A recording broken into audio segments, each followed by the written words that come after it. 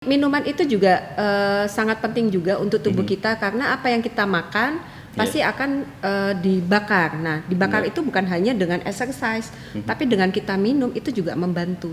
Ya udah itu minum aja berarti nggak usah olahraga ya dok.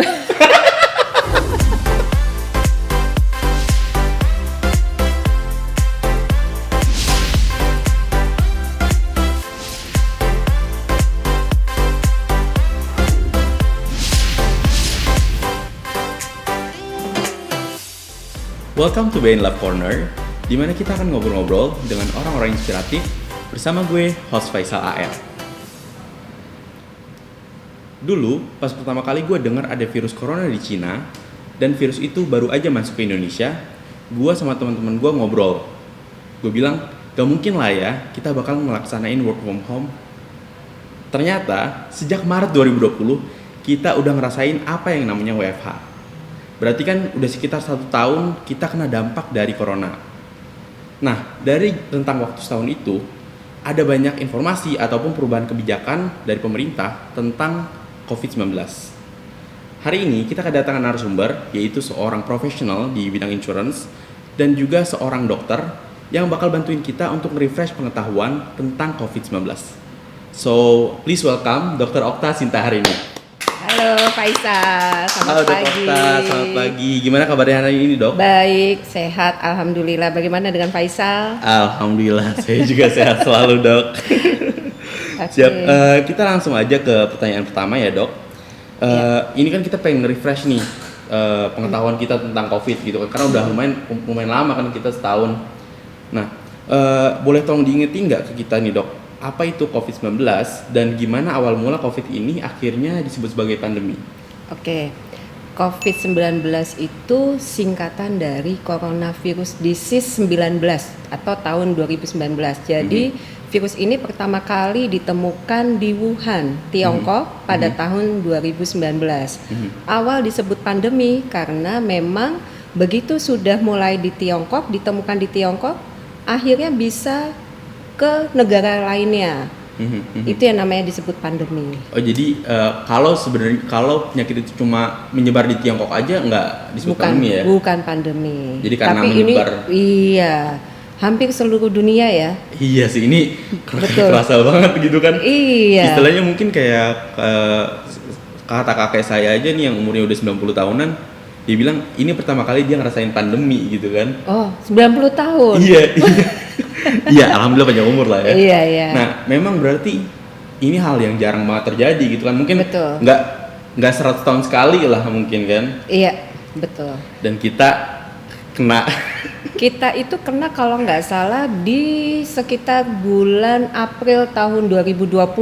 April ya. Jadi waktu itu kan ditemukan pertama kali di Wuhan itu di bulan Desember 2019. Iya, benar. Nah, begitu sampai di Indonesia sekitar bulan April. Nah, mulai boomingnya itu sekitar Mei.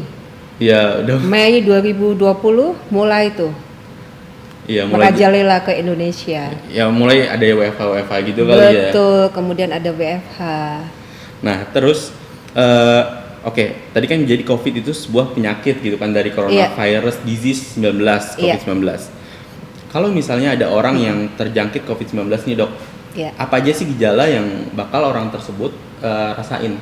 Oke, jadi kalau untuk COVID-19 ini ada beberapa kriteria untuk gejala. Ada orang tanpa gejala, sama sekali tidak ada demam, sama sekali tidak ada pilek ataupun batuk. Kemudian ada juga dengan yang gejala ringan, contohnya ada pilek, batuk. Kalaupun demam paling demamnya seperti kalau kita orang awam bilang itu sumeng ya. Sumeng apa itu? Sumeng ya. Jadi biasanya rasanya seperti demam tapi sebetulnya tidak demam tinggi. Itu kalau kita ukur suhunya biasanya 37,5, 37,6. Nah, kalau orang dengan gejala sedang itu biasanya dia ada pilek, ada batuk, kemudian demamnya itu lebih dari 38 derajat Celcius. Itu udah lumayan panas ya? Sudah mulai lumayan panas. Untuk dewasa mungkin itu masih ada yang beranggapan itu sama sekali belum terasa sekali. Tapi kalau untuk anak-anak dengan suhu yang di atas 38 derajat itu udah luar biasa. Kemudian kalaupun ada sesak tapi sesaknya ringan. Kemudian ada gambaran radiologis. itu biasanya ditemukan ada gambaran pneumonia, tapi pneumonianya juga masih sedang. Yang untuk gejala berat biasanya akan timbul sesak. Sesaknya itu biasanya frekuensi nafas lebih dari 30 kali per menit. Oke. Ya, sebetulnya kalau untuk orang normal itu pernafasan frekuensinya adalah 24 kali per menit maksimal. Oke. Oh, jadi berarti bisa aja kayak 20 22 gitu ya. Betul. Kita tapi bedakan ya, kalau kita naik tangga itu juga bisa aja ngos-ngosan ya. Iya, itu beda. Beda ya. Iya, benar. Ya, jadi kemudian ada gambaran radiologisnya juga, itu ditemukan ada pneumonia berat. Oke, radiologis itu berarti X-ray gitu ya? X-ray, betul. Siap, Dok. Nah, kalau misalnya tadi let's say kita demam, terus kita batuk, sakit tenggorokan gitu kan. Kita mulai ngerasain gejala umum tadi, Dok. Iya. Hal apa yang harus pertama kali kita lakukan dan mulai kapan kita harus minta pertolongan medis? Oke. Kalau sudah mulai ada gejala ya. Ya, tapi tadi yang masih yang umum aja ya, Dok.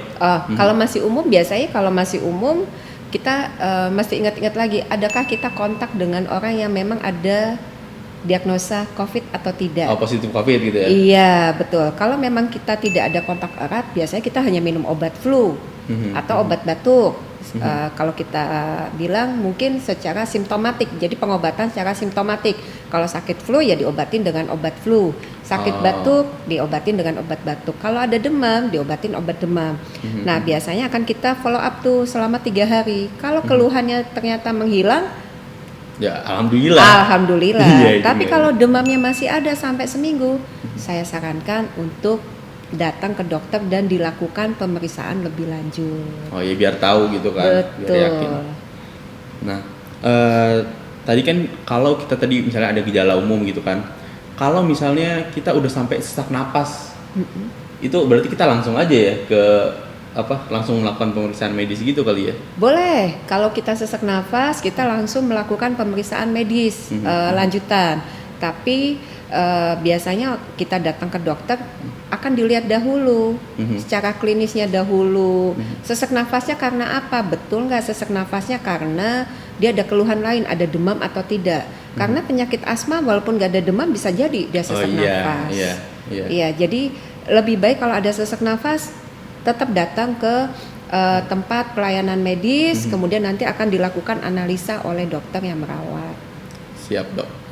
Nah, kalau kita ngomongin tentang penyebaran COVID-19 ini, Dok. Iya. Ini kan kita biar meminimalisir resiko terkena COVID, berarti kita juga harus tahu gimana penyebarannya. Nah, penyebarannya itu seperti apa sih, Dok? Gimana virus itu bisa pindah dari satu orang ke orang yang lainnya? Biasanya lewat cairan tubuh. Salah satu contohnya adalah dengan batuk, bersin. Makanya kalau kita batuk, ya diusahakan kita harus menutup. Iya. Dengan menggunakan masker. Kalau ada masker. Iya. Tangan paling. Yang bener tangan apa siku sih, Dok? Apa sama Kalau aja? sebetulnya lebih baik begini ya posisinya. Karena khawatirnya kalau kita pakai tangan, telapak tangan, kita bersentuhan dengan benda atau yang lainnya yang nanti akan disentuh oleh orang lain juga, ya. Ya, oke. Jadi intinya kita selalu mau pakai siku, mau pakai tangan, tapi yang penting pakai yang belakangnya gitu. Betul. Habis itu cuci tangan. Iya bener saja, Dok. Apalagi sebelum makan. Nah, itu berarti serem juga ya, Dok. Maksudnya gini, kayak kita nggak tahu kan di mana aja nih barang apa aja yang udah pernah terkena tangan orang kan. Iya. Nah, jadi menurut dokter apa upaya yang paling bagus nih buat kita biar meminimalisir resiko terkena COVID, Dok? Masih ingat nggak yang 4M? Aduh, saya lupa lagi, Dok. Coba diingat-ingat. M pertama adalah memakai masker. Ya. M yang kedua apa ya? menjaga jarak. Ya, minimal berapa meter? 1 lah ya. Iya, minimal 1 meter.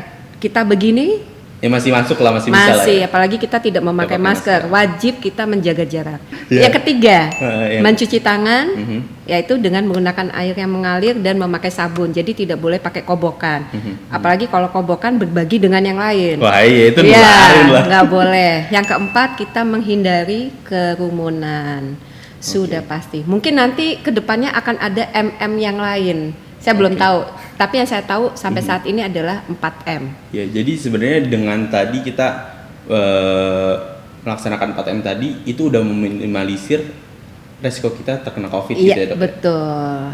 Siap, berarti kita harus lakuin 4M itu. Iya. Nah, terus misalnya gini, Dok. Let's say kayak saya baru ketemu teman saya kemarin nih, misalnya. Terus ternyata besok harinya saya baru tahu dia itu positif COVID. Dia juga baru tahu gitu kan. Kalau case-nya kayak gitu, apa yang harus kita lakuin, Dok? Makanya kita baru tahu gitu kan, ada teman kita yang ada kontak erat sama kita gitu, dan dia positif. Oke, jadi yang pertama kita cari tahu adalah terakhir kali kita bertemu dengan dia itu kapan? Oke. Kemudian apakah kita sering bertemu dengan dia? Kalau cuma sekali, kemudian jaraknya kita juga berjauhan seperti ini, saya yakin juga untuk terinfeksi sangat kecil ya. Kecuali kalau kita pegangan tangan mungkin. Ya kan? Ya, jadi kemudian yang kita pantau adalah pada saat memang teman kita didiagnosa COVID, kita juga harus memantau diri kita. Kita lihat nih selama waktu terakhir kita kontak, apakah selama itu kita ada keluhan, ada demam atau tidak, ada batuk atau tidak, ada gejala seperti flu atau tidak.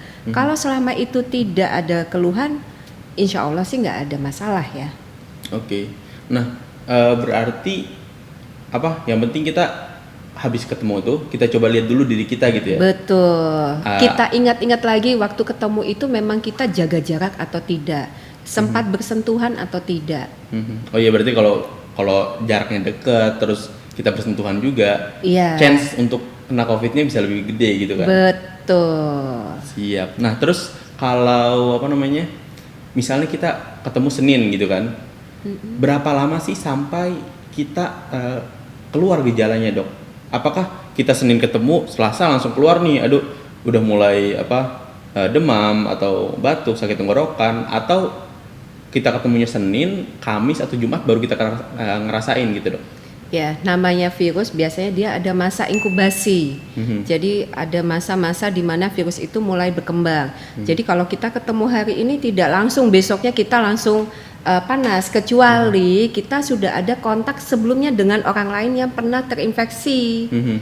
Itu. Jadi yang namanya infeksi virus tidak serta langsung hari ini kita ketemu orang tersebut, besoknya kita akan pasti demam, karena itu pasti membutuhkan waktu. Rata-rata sekitar 7 atau 14 hari. Tapi mungkin nggak sih lebih cepat dari itu? Bisa jadi, tapi belum tentu kontak karena dari orang yang terakhir ketemu. Mungkin sebelumnya sudah ada ketemu dengan orang yang memang sakit. Iya, dan mungkin positif COVID gitu ya. Iya, betul. Ya pokoknya jadi kita nggak bisa nyalahin juga ya. Betul, apalagi mungkin ya bagi kita yang bekerja, kita menggunakan transportasi umum. Iya, benar. Kan kita tidak tahu sekitar kita apakah sehat atau tidak. Nah, terus kalau misalnya let's say kita udah mulai ngerasain itu kan. Saya kan sering dengar nih, misalnya kalau udah mulai ngerasain gejala-gejala kayak gitu, kita harus isolasi mandiri. Nah, kalau isolasi mandiri, sebenarnya protokol di isolasi mandiri itu kayak gimana ya, Dok? Apa yang harus kita lakuin sebenarnya? Oke. Kalau isolasi mandiri yang pertama kali, kalau di rumah ataupun di hotel, kita sama sekali tidak boleh keluar sebetulnya. Jadi di ruangan tersebut. Kalaupun keluar atau kita ke kamar mandi, diusahakan juga kita kamar mandinya itu bukan kamar mandi yang bisa berbagi dengan orang lain. Bukan yang umum lah ya. Betul, tapi kita juga tidak menutup kemungkinan mungkin keluarga itu hanya punya satu kamar mandi. Iya sih. Ya, jadi yang paling bisa dipastikan adalah orang yang terinfeksi COVID, kemudian dia akan ke kamar mandi, usahakan dia juga meminimalkan tidak menyentuh banyak barang gitu. Banyak barang, betul. Karena dia harus menjaga orang lain juga. Dan tempatnya pun dia khusus, Iya, umpamanya khusus. piringnya juga khusus, kemudian gelasnya khusus, peralatannya juga khusus. Baju yang dipakai oleh dia juga tidak lebih baik tidak dicampur dengan pakaian kotor yang lain. Oh ya, istilahnya kayak nyuci juga berarti sendiri, intinya semua sendiri gitu ya dok ya? Betul, betul. Ya kalau mau direndam dahulu tapi di ember yang terpisah, jangan dijadikan satu dengan yang lain. Ya itu untuk meminimalisir Betul, penyebaran lah ya. penyebaran. Nah, saya juga sering dengar nih dok, kan ada isolasi mandiri, terus juga ada karantina mandiri, ada menjaga jarak. Dari 3 istilah tadi, sebenarnya apa bedanya sih dok? Sebetulnya kalau isolasi atau karantina hampir sama. Sama aja lah ya? Sama aja. Tapi kalau yang menjaga jarak ya contohnya seperti kita ini aja udah. Iya, menjaga Duduk jarak. tidak boleh kemudian pada saat kita ketemu orang juga kita udah harus tahu jaraknya minimal 1 meter lah. Tadi kan kita udah dikasih tahu nih dok, gimana caranya untuk meminimalisir resiko terkena COVID-19. Misalnya dengan terus menjaga kebersihan tangan, jaga jarak 1 meter, terus juga pakai masker. Nah, ada lagi nggak sih dok tips agar chance kita kena COVID itu semakin kecil? Ada, pastinya. Selain tadi 4M, kita juga harus mengkonsumsi makanan yang bergizi. Buah juga jangan lupa. Kemudian minum vitamin. Oke. Wajib. Karena kita tidak tahu daya tahan tubuh kita itu apakah saat ini sedang turun atau tidak. Oh, lagi bagus atau enggak gitu? Betul. Jadi selain 4M, konsumsi makanan, istirahat yang cukup, minum vitamin. Dan jangan lupa olahraga juga. Tadi kan yang 4M itu sebenarnya lebih ke kontak kita dengan luar ya. Betul. Nah, kalau yang tadi baru dikasih tahu dokter kayak makan yang benar. Itu lebih gitu. ke arah personal kita ya. Personal kita. Iya. Sebenarnya itu lebih ke ya udah lifestyle hidup sehat aja ya. Betul. Minum juga jangan lupa ya. Minum minimal 2 liter. Itu sering denger sih dok, cuma ngelakuinnya memang Iya, ternyata minuman itu juga sangat penting juga untuk tubuh kita karena apa yang kita makan pasti akan dibakar. Nah, dibakar itu bukan hanya dengan exercise, tapi dengan kita minum itu juga membantu. Oh, jadi kayak dengan kita minum tuh kayak ngasih bensin ke tubuh kita buat ngebakar lebih kali ya. Iya, betul sekali. Mantap, ya udah itu minum aja berarti nggak usah olahraga ya dok. Nah, terus misalnya sekarang nih kan sudah mulai ada vaksin dari luar negeri ya dok. Tapi emang belum ke seluruh Indonesia nih. Misalnya kita positif COVID, terus kita belum bisa dapat vaksinnya karena ya kalau sekarang kan kayak ada yang diprioritaskan terlebih dahulu. Pertama pertanyaannya siapa sih yang harus diprioritaskan untuk dapat vaksin dok?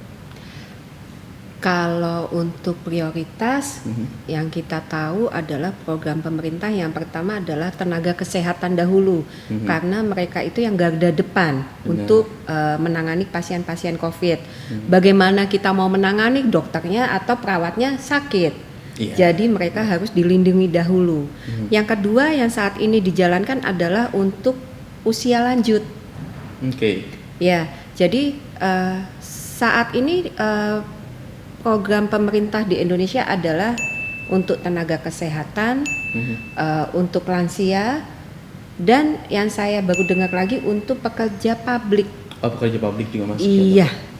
Iya, sebenarnya itu kan lebih ke mereka yang melayani masyarakat, betul. Istilahnya kalau mereka sakit siapa yang bantuin gitu kan? Iya. Benar. Iya, saya setuju sih dok. Nah, selain kita misalnya kayak saya gitu kan, saya masih muda terus belum dapat nih jatah untuk dapat vaksin. Ada nggak sih dok obat yang bisa saya minum gitu dok, atau apa yang bisa saya lakukan sebelum dapat vaksin ini? Balik lagi Ke makanannya tadi ya? Betul. Oke. Kita perlindungannya hanya ya dari personal kita. Karena saat ini memang untuk COVID sendiri selain untuk melindungi diri atau vaksin ya kita harus jaga kondisi kita. Oke, jadi sebenarnya ya sambil nunggu kita ya harus tingkatin daya tahan tubuh kita. Daya tahan tubuh dengan healthy lifestyle lah ya. Betul. Gitu. Kurangi begadang ya Faisal. Aduh dok, tadi malam saya tidur jam 9 dok. Habis kalau tidurnya malam, ngemilnya juga banyak ya. Iya itu kan ngebakar tuh. terus tubuh saya capek dok. Iya. Tidur, ngantuk lah. Bangun pagi makan lagi. Ngomongin tentang vaksin nih dok, manfaat dari vaksin itu apa aja sih dok? Manfaat vaksin yang pasti untuk proteksi diri kita terhadap infeksi virus. Oke. Kalau ini kita bicara mengenai vaksin COVID ya, Iya. berarti ini melindungi diri kita dari vaksin dari infeksi virus COVID. Corona itu ya? Iya betul. Tapi jangan salah, kalaupun kita sudah divaksin, belum tentu 100% kita terlindungi dari infeksi virus COVID sendiri. Jadi maksudnya kita masih bisa kena nih setelah itu? Masih bisa kena. Makanya begitu kita selesai vaksin, tetap prokes untuk memakai masker yang tadi 4M tetap harus dijalankan. Karena begitu vaksin kita belum tentu sudah muncul kekebalan tubuh kita terhadap virus COVID. Oke, ya ini penting banget sih dok, karena kayaknya banyak banget orang yang mikir kalau udah kena, kalau udah divaksinasi, ya udah santai aja gitu kan? Iya. Padahal kan kalau penyuntikan penyuntikan vaksin itu kan dilakukan 2 kali. Pada saat pertama kali itu sama sekali belum. Masih kalaupun ada terbentuk antibodi itu mungkin kadarnya masih berapa persen. Nah nanti ada penyuntikan yang kedua. Penyuntikan yang kedua itu juga butuh waktu 14 sampai sebulan baru terbentuk antibodi. Nah, terbentuk antibodinya juga mungkin bisa jadi tidak 100%. Makanya setelah kita dilakukan vaksin, tetap protokol kesehatan dijalankan.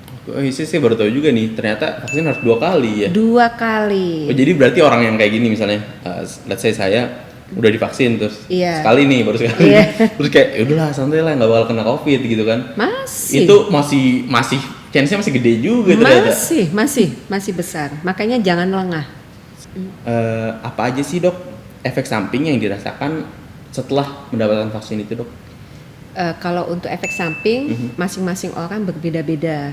Ada yang mengalami demam, ada yang mengalami flu, atau ada juga yang mengalami pegal-pegal. Oh jadi itu tergantung orangnya lagi ya? Betul, ada yang sama sekali tidak ada keluhan. Oke. Oh ya kayak kemarin juga kayaknya sekitar seminggu atau 2 minggu lalu saya juga baru divaksin tapi influenza. Oh oke. Ya udah kayak saya habis disuntik nggak ada keluhan? Nggak ada, santai, lapar doang. Tidurnya cukup. Itu kan kayak jam 11-an emang udah mulai ngantuk ya.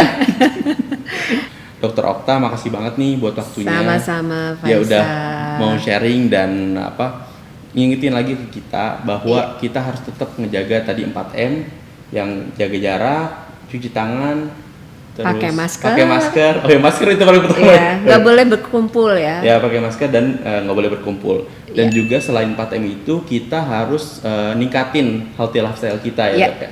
Biar meningkatkan imun kita gitu kan. Betul. Nah terus juga tadi poin yang penting kita harus ingat adalah ketika udah divaksin kita masih bisa kena juga. Jadi walaupun udah divaksin buat teman-teman nih tetap harus ngelakuin 4M dan melakukan healthy lifestyle. Buat live friends yang udah nonton video ini, thank you so much for watching. Semoga bermanfaat. Jangan lupa komen, like, and subscribe biar nggak ketinggalan episode-episode seru lainnya. See you on the next video. Bye. Bye.